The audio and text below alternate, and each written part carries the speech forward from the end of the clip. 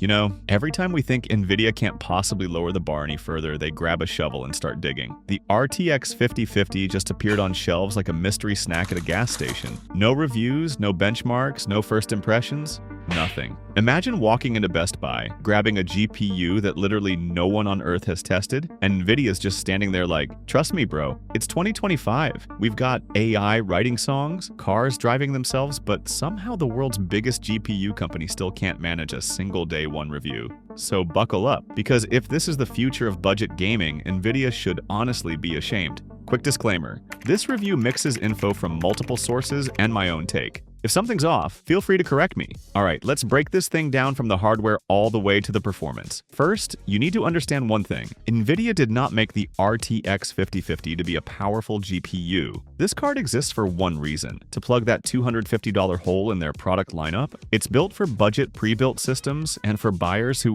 either don't care about benchmarks or simply don't know any better. The RTX 5050 is intentionally designed with cheap components, low VRAM, and just enough performance. It keeps manufacturing costs low while still letting Nvidia slap a next-gen price tag on it and enjoy some very healthy profit margins. And there's another layer to this. The 5050 is basically a decoy. When people see how weak it is, they'll be more willing to spend an extra $50 for the RTX 5060, which is exactly where Nvidia really wants you to end up. In other words, the RTX 5050 isn't a gamer's GPU. It's a product meant to sell units, push upsells, clear leftover inventory, and set a price floor for the entire Blackwell lineup. Now that the RTX 5050 has been out for about 4 months, the whole 8GB VRAM situation is no longer speculation. We've seen the benchmarks, we've seen the real-world numbers, and yeah, 8GB is showing its age fast. Across the lineup, it's clear Nvidia is still treating 8GB as the default for budget GPUs. Even the RTX 5060 and the 8GB version of the 5060 Ti are stuck with the same amount. But the problem is, games in 2025 don't care about Nvidia's segmentation strategy. AAA titles are already blowing past 8GB at 1080p, and we're seeing texture drops, stutters, and VRAM spikes on all 3 cards: the 5050, 5060, and 5060 Ti 8GB. For esports and lighter games, sure, 8GB still gets the job done. But once you step into modern single-player titles with high-resolution textures, 8GB becomes the choke point every single time. And the 5050 feels it the most, because it doesn't have the raw horsepower to brute force through those VRAM limitations the way the 5060 can. So after 4 months of real-world testing, the verdict is pretty simple. 8GB isn't bad, but it's definitely the bare minimum, and it's already limiting the lifespan of these cards. Gamers aren't asking for 16GB on a $250 GPU. They're just asking for something that won't run out of VRAM in year 1. And right now, 8GB isn't aging gracefully. The biggest problem with the RTX 5050 is its $250 price tag. It's just way too high for the level of performance you're getting. At the same price, you can buy an RX 9600 XT, an Intel Arc B580 with 12GB of RAM, or spend just $50 more and jump to the RTX 5060, which is noticeably stronger in every way. That puts the RTX 5050 at the very bottom of its class. It's the weakest GPU in the entire price bracket. But here's the thing, if Nvidia ever drops this card to around $200, it suddenly becomes a legit budget pick. And when the RTX 5050 no longer has the price advantage, the only fair way to judge it is to look straight at real-world performance. Especially at this price, where gamers can easily grab GPUs from 1 or even 2 generations ago that still hold up incredibly well today. So to figure out exactly where the RTX 5050 stands, we're starting with a veteran, one of the most reliable mid-range cards of its era, the RTX 3060 12GB. It's old, sure, but old doesn't always mean weak. Let's see what the numbers have to say. For this test, I'm using an i5 12600K AB760 motherboard, 32GB of DDR4, and a 700-watt power supply. I rendered a 10-minute full HD video project to compare both GPUs. What's surprising is that the RTX 5050 8GB actually finished the render 11 seconds faster than the RTX 3060, 12GB. That's because the 5050 uses Nvidia's newer Blackwell architecture and the latest NVENC encoder, which handles H.264 and H.265 exports more efficiently than the older NVENC on the 3060. Premiere Pro export performance relies heavily on the encoder, not CUDA cores or VRAM. So the 5050 gets a small but real advantage here. Moving on to the gaming benchmarks, I'm testing everything at Full HD. Starting with CS2 at 1080p, high setting. The two GPUs deliver noticeably different experiences. The RTX 5050 actually hits slightly higher. Instant FPS, usually about 10 to 20 frames ahead, giving you those flashy, explosive moments when everything lines up perfectly.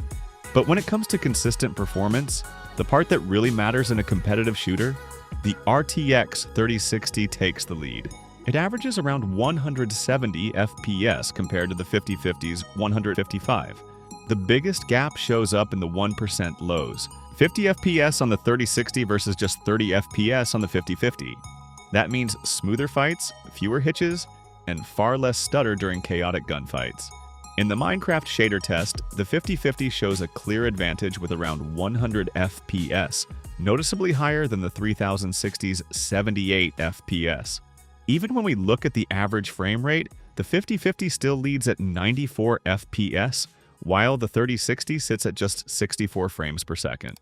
This makes one thing pretty obvious. In lighter titles like Minecraft, the 5050 handles the workload much better and delivers significantly higher frame rates across the board. In The Witcher 3 on high settings, the 5050 puts up some impressive numbers, hitting around 134 FPS and averaging about 157 FPS.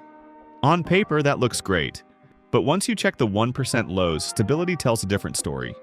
The 3060 hits 58 FPS in the lows, more than double the 5050's 28 FPS. So even though the 5050 delivers eye-catching peak FPS, the 3060 provides the smoother, more consistent experience, especially during combat or fast transitions where frame drops can really break immersion. When I cranked the settings up to RT Ultra with both DLSS and full ray tracing enabled, the gap tightened a lot.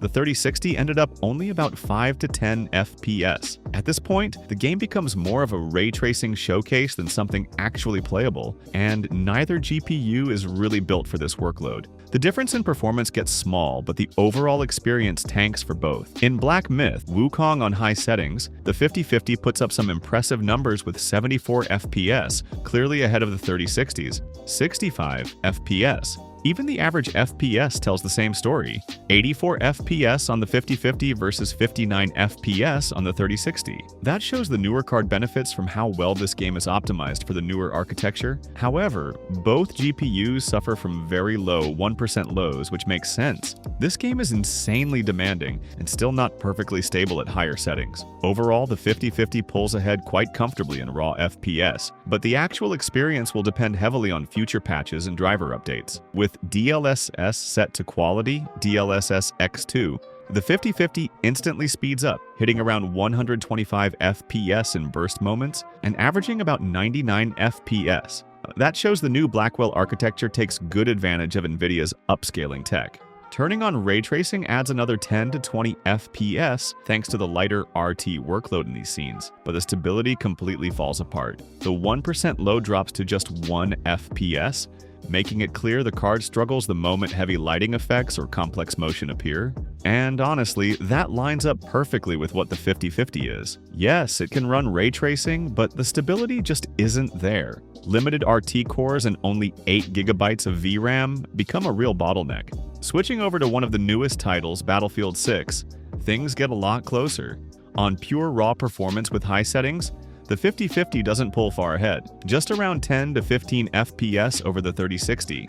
But once you turn on DLSS on both GPUs, the gap shrinks even more.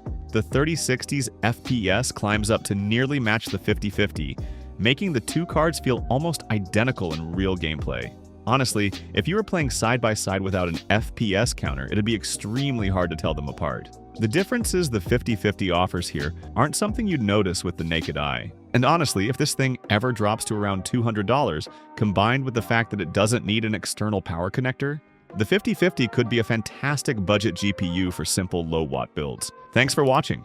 Let me know in the comments, would you buy the 5050 or only if the price drops?